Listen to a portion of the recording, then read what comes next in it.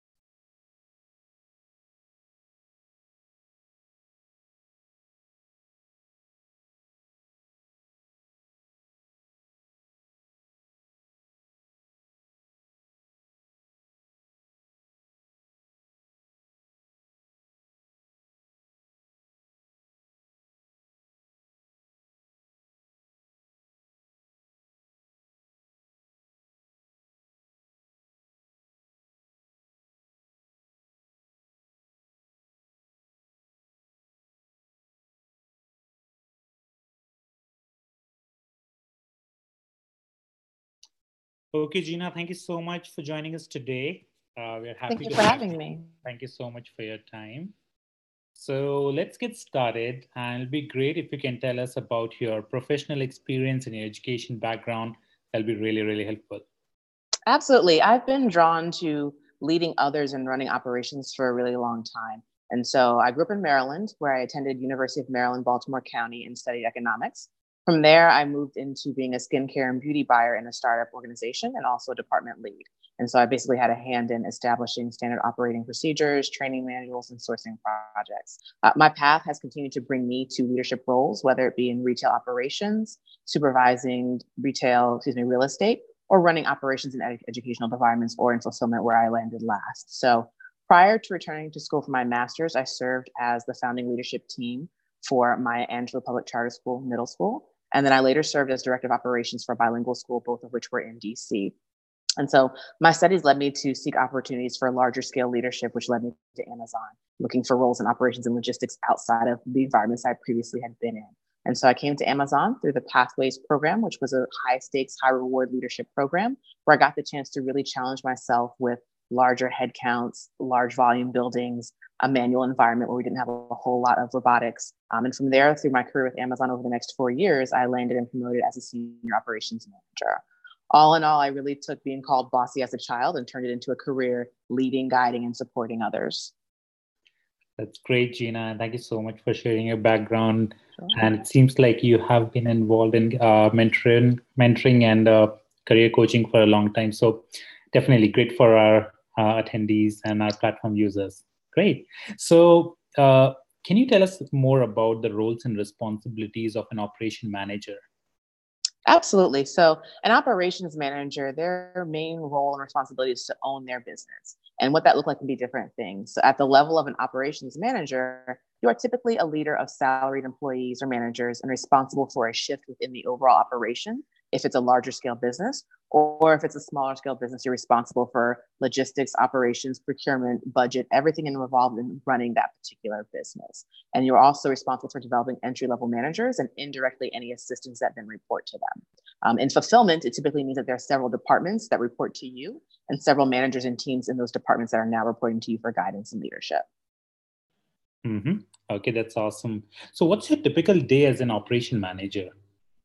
A typical day as an operations manager is honestly anything but. So, as a senior operations manager, my activities include capacity planning, data deep dives on prior performance, development activities for my operations managers, driving multiple team performances, leading or sponsoring continuous improvement activities, basically engaging my team at all levels. And so, which on any day, it could mean that I'm leading a regional meeting where I have my directors, presidents, and VPs, or I could be wearing the Explorer costume in the office. And so from day to day, you are essentially, as an operations manager, you are forecasting your production capacity against your promise. So this means that you're going to be challenging your team to perform above and beyond their previous performance. It'll also include identifying any risk to meeting your goals for the day, establishing goals and determining how you're going to overcome that risk. For an operations manager that's leading a particular shift, their day typically starts with an on-site meeting where they've already reviewed prior to that what their goals are and how the previous shift performed. They check in with their shift leaders and they meet with all of their department heads at one time to really set the pace for the day and what the goals are. Their salaried managers then take that information and cascade it to their teams where they're giving each department their goals for the day and challenging them to perform. Mm-hmm. That's like a very intense role. So I'm sure there must be some fun aspect in your job position as well. So what's the most fun part of your job? Honestly, the most fun, especially when it comes to having worked for Amazon, is really being able to have the freedom to create. So prior to even fulfillment, I worked in education, which meant I had a chance to really let go of ego and build opportunities with my teachers, with my students, and really have fun in the workplace. In Amazon, it means that I've hosted poker events for my team. I've built houses with my managers, and I've even worn tutus with my team at work. And so really having a chance to sort of let go of that ego and let go of that view of you as a manager and being stiff and being able to have a good time and work beside your team. So we've done everything from warm-up dances and flash mobs in our building to wearing mustaches for Movember. That's great. Awesome. So, Gina, there are a lot of job seekers out in the market, both entry-level recent graduates as well as working professionals who are trying to either get started in operations manager role or who are willing to switch their career from any other role into the operations role. So what's your advice to break into consulting role? Okay. So typically entry-level operations roles will be in smaller businesses, or you'll start at an area manager type of role if you don't have any prior experience leading people or running operations. So with little to no experience when it comes to running operations, area managers are great ways to go. And my suggestion is if you are finishing school, to look for programs with 4 recent graduates through your career services, through your professors, or through any connections you have to that particular organization that you're identifying. Entry-level roles are a really great way to allow yourself to establish as a leader, learn your process in business, and really have a quantifiable impact. Operations is all about results. And so taking advantage of those programs will really give you a chance to set your foot and really leave a mark. Mm-hmm. Okay. That sounds perfect. So apart from the approach that you mentioned to break into into operations, are there any other job search strategies that you would recommend that people should adopt? Like, as I was a consultant in Deloitte, and I think the networking is a big piece when you have for a consulting job. And like there are a few other consulting groups out in the market, right, that you have to be absolutely a part of, right, to get job there. Are there any other specific strategies that you would recommend for operations career aspirants? Absolutely. So take advantage of any type of professional organizations, whether it's a national MBA conference that you can attend, whether it is Urban League in your area. Take advantage of all those professional operations and activities to really get a chance to get out there and network. It's a really great way to meet people that are already in the organization and establish those connections that way and be seen as a potential candidate. Mm-hmm. Okay, that's great. And resume is definitely the most important part of any job search, right? Because it's a highly competitive market out there. For every job position, there are like thousands and thousands of applications out there. How would you recommend an operations role aspirant to prepare his or her resume so that they can make it noticeable? So can you just identify like 3 or 4 key factors that your resume should reflect to the attention of hiring manager? Absolutely. So number one, you want to make sure that you are quantifying your results. As I mentioned before, operations is really about results and impact and delivering. And so showing on your resume that you have a history of being able to deliver is going to really be key here. And so when that comes to someone who's reviewing your resume, they're looking for specifics along the lines of volume, financial impact. What did you deliver? Headcounts that you led, how many people were impacted by your leadership? We're looking for those types of numbers. Also, be succinct. So a lot of times I'll see resumes that are multiple pages, very lengthy, and don't really get to the meat of what that candidate has done in their career. We don't have time to really read multiple pages. Anything that's too lengthy will either get skimmed or ignored. So you want to make sure that your language is getting to the point of what you have done and that you're being very captivating with your words. And number 3, you also want to display your ability to lead others and move teams. And so I've talked a bit about quantifying results and your impact. You want to show that you've been able to lead a larger headcount, or at least have been able to be a direct leader of others before and what you were able to do with those teams. So show that because of your leadership, these people were affected or impacted by what you did. Yeah, I think that's a great advice. And Gina, apart from the points that you mentioned about resume, what skills do you would you like to see when you're recruiting someone for operations role? So maybe as a hiring manager, when you interview people, what three skills would you recommend someone to have on their resume or they should be prepared with? Yeah, so aside from technical abilities, we're often all looking for math skill sets, ability to use software, really look at data. The three key skills that I really look for above and beyond of some of the basics are their ability to teach and develop others to really achieve results, and then having high standards. And so these are all skills that are going to be tested time and again when you hire new leaders, when systems and processes change, and everyone goes into earning to learning curves for new experiences, or even in earning the trust of your employees as well as other senior leaders. These are all some keys into having an impact. And so when we're looking for operations managers, we're looking for those that can teach and develop a team, because you will be leading other salaried managers. You will be leading a larger headcount potentially of associates. It's your ability to move people through the ranks, to have a plan in place for those folks to do well as well. And so can you teach new concepts? Can you understand your process? Can you develop something new and then share that with your team? I've already talked a lot about achieving results. Really, that's what operations is. You are expected every day to meet and exceed your goals. Can you do that? And can you move a team in that same direction? And then having high standards, can you set expectations for your team? Can you communicate them? And can you hold them accountable to those expectations, right? In operations, we are often challenging ourselves to be better than we were the day before. High standards are part of that and being able to achieve those results. Mm-hmm. And Gina, when you said like high standard, does that mean that it's too competitive as well? Like, I wouldn't say. Sorry, go ahead. No. I was just saying that when I'm saying competitive, uh, is it like a 9 to 5 work, or is it that you have to complete a certain task and it may extend beyond 5 o'clock? Because if I talk about consulting, we didn't have like a specified 9 to 5 hours, because sometimes it's quite tolling, right? And we had to stretch it until like 8 or 9 p.m.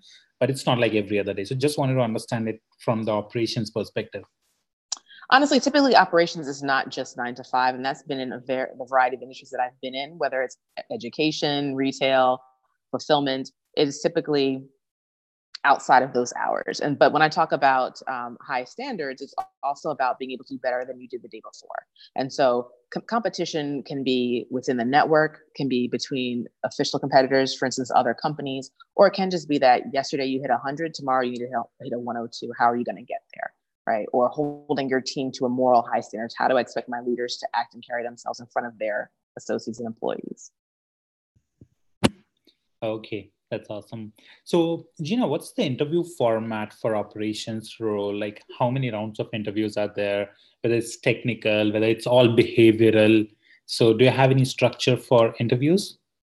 You can expect 3 to 4 rounds. Typically, you'll have a phone screen in most environments, and I'm finding that in other roles as well. You'll have a phone screen, and then you'll be brought in for another round or two. And typically, you'll have rounds of interviews on that day where you see multiple people. And so each interview could take half an hour to 45 minutes. And depending on the specific role that you're applying to within operations, there are a number of different roles within operations management fields that are still, some could be more technical than others. You may have a case study.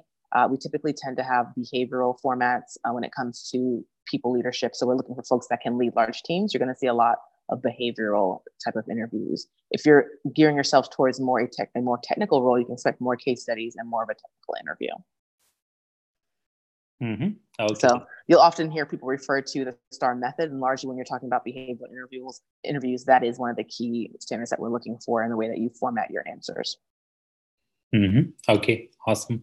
And what are the most common 4 to 5 questions that are asked for operations manager position? So when you're applying to an operations manager role or position, you can expect to be asked any of these 5. Number 1 is always going to be about your background and your experience. This is what we sometimes refer to as your elevator pitch, especially if you've been through business school, you understand what an elevator pitch is, but this is where you get to introduce who you are as a leader to your interviewer. This is your first chance to make a mark. You can expect people to ask when you have failed. That's not always a common question when it comes to interviews. Oftentimes in operations, we're looking to see, can you be critical of yourself and admit to when something didn't go well? And then can you also share what you learned by doing that, by having that failure? What did you then pull out of it? How did you succeed the next time? You can also expect to be asked about experience leading tough employees or team members, because it's not always going to be roses. You're going to have people that don't want to do what you're expecting of them, that want to do their own thing. How do you handle a leader who is not immediately following you? How do you really get someone on your team? How do you influence others? You can also be asked about how you achieve results. I can't say it enough in operations. It's really about your ability to deliver. So how do you do that? What about you is different as a leader than the next person that is able to then achieve those results and get things done? And then also who you are as a leader. What would your team say about you? What is your leadership style? These are all questions that you'll get pretty frequently in operations managers interview. Mm-hmm. So it sounds to me, Gina, that it's more behavioral rather than technical, right? Because the leadership questions about your background, or like when you're failed, right? All these are more the behavioral questions. So would you recommend aspirants to focus more on the behavioral side while when they plan to appear for any operations interview?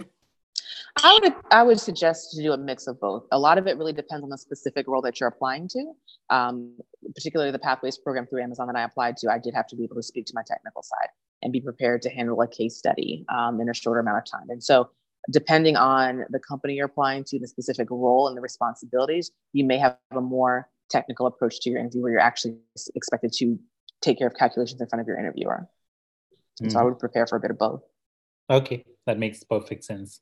Okay, and what are the best resources to prepare for interviews? Do you have any recommendations for certain books or blogs or websites?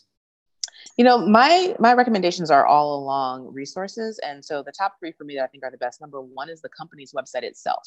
That's where you'll find their particular language, their principles that they stand by, what's important to your employer, as well as any company business information that's open to the public. Number two, any contacts or employees that you know within the industry itself or that particular company, they can share really valuable insight into how interviews are conducted and what to expect. And so I can speak in particulars about some things that you'll find in certain Amazon interviews, but depending on what you're applying to, really those industry contacts would be the key there.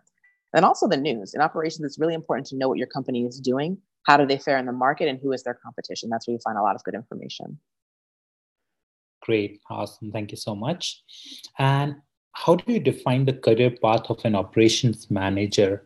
Like, where does it start? What's the entry-level role? And where can it lead up to? Okay.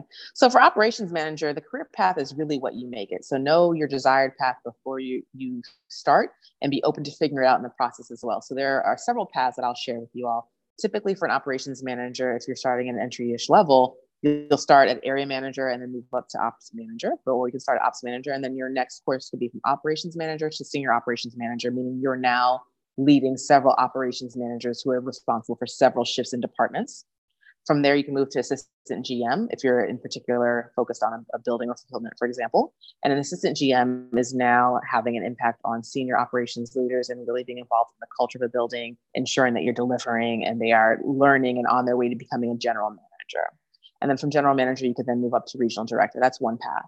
Another path is from operations manager to individual contributor role if you decide that is the path that you would like to take. And the third one is from an operations manager to a regional team role. So sometimes candidates are looking to move outside of a particular building or a particular organization, but this is a way for you to have a regional impact. And then also you can move from an operations manager role to a site lead. And so there are some opportunities where there are smaller businesses where you may be at that same level as an operations manager and be running a smaller business on your own. And so those are just some ideas of particular paths when it comes to being an operations manager. So it's very, very diverse, right? There are a lot of opportunity out there. And that's what I mean by it's really what you make it. Especially for larger companies, you have a hand in your own self-development and you can decide where you want to go. And so there are different paths based on what you are interested in, where your skills are. Okay, that's awesome. So as you talked about larger companies, so what characteristics do you consider while selecting an employer for this particular type of position, right? Because it's really important which company to choose if you're looking to spend at least 3 to 5 years at a particular place. So what are the 3 or 4 most important things that a candidate should consider while selecting an employer? I think it's really important to consider the employer's reputation for investing in your development. And so if you're looking to be with a company long-term, you want someone who invests in you as well. Someone who believes in continuing education, who provides support and make sure that you are being supported as a leader that you're trying to go into. So for me, investing in development is important. Longevity of the company. When you're looking for someone, you want to make sure that they have a firm foundation that they're going to be around. Also, depending on what you're looking for, look at the size. And so know what it is that you feel comfortable with when it comes to how you want to be challenged, whether you want to work in a really large company or if you want to work in a smaller company and have a larger impact and make a name for yourself that way. Those are good things to know ahead of time and make sure that you're looking into that when you look at the company that you're going to apply to. And then really, where are they in the market with their competitors? Because when you look at longevity, you want to make sure that you're looking for a company that is, like I mentioned before, going to be around. Are they leading the competition? Are they falling behind? Are they stable? What is it that you're really looking for out of your application to a company? Mm-hmm. That's perfect. Thank you so much. And You're welcome. It seems like operations manager, there's like a lot to do. You have to keep multiple things in mind, right? You have to manage a team at the same time. You will be working Absolutely. with various teams all through the day. So what are the 3 to 4 major challenges that you face in your daily job as an operation manager?